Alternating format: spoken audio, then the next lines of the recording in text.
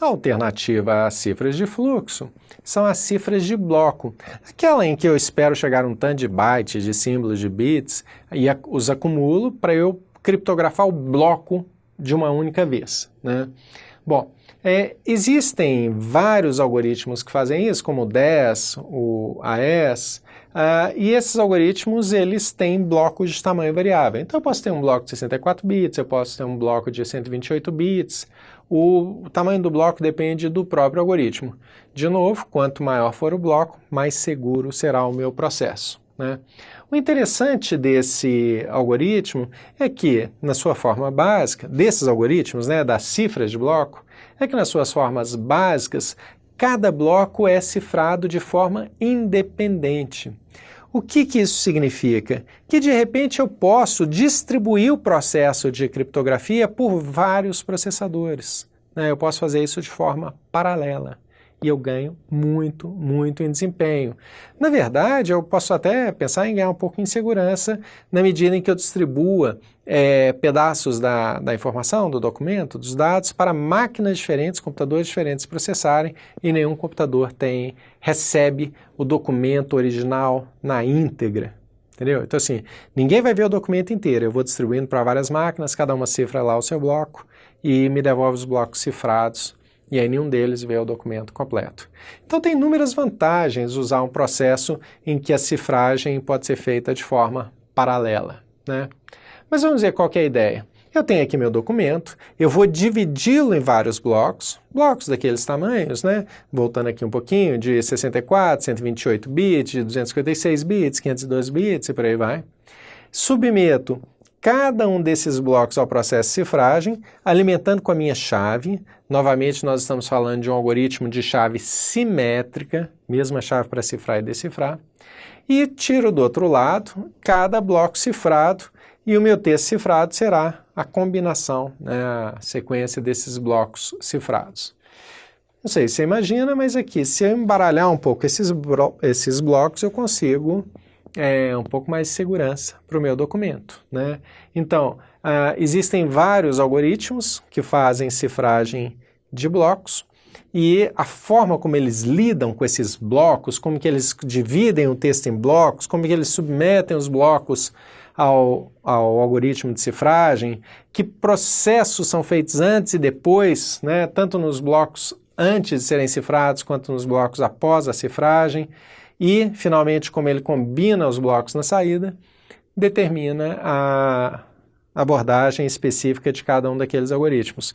De novo, muitos algoritmos, basicamente a ideia é essa, e aí eu acho que seria interessante, pega ali um nome, dois, dá uma fuçadinha na internet, procura lá no Wikipedia que você vai achar qual é a técnica ou a prática, né, ou o algoritmo específico de cada um deles.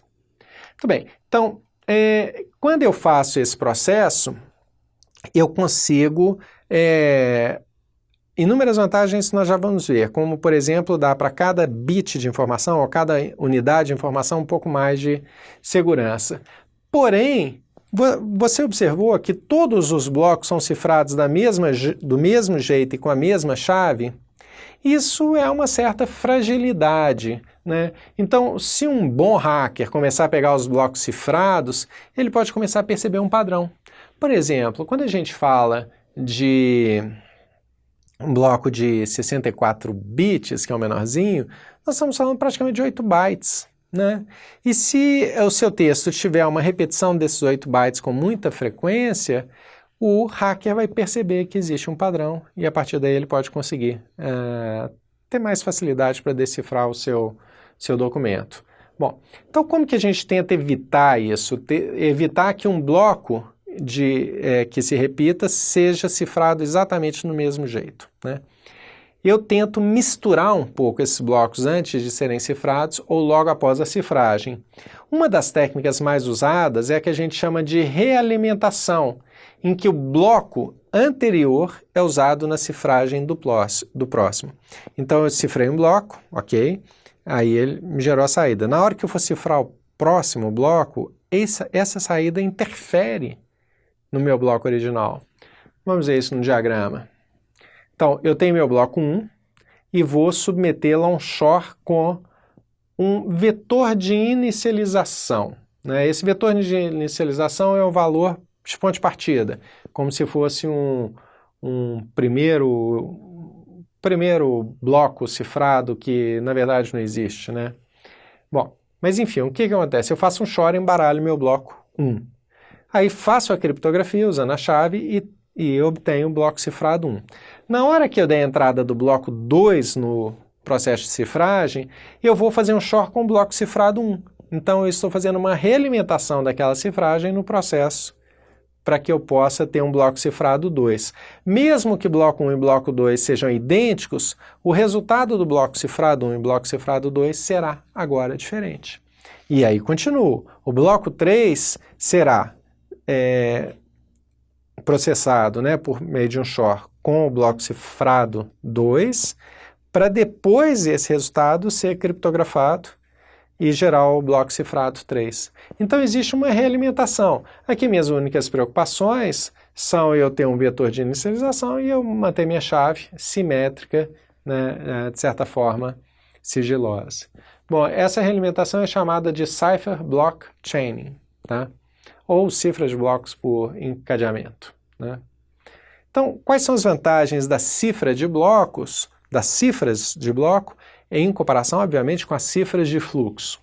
Em primeiro lugar, a informação de um símbolo acaba sendo distribuído por vários símbolos do texto cifrado, né, do bloco cifrado.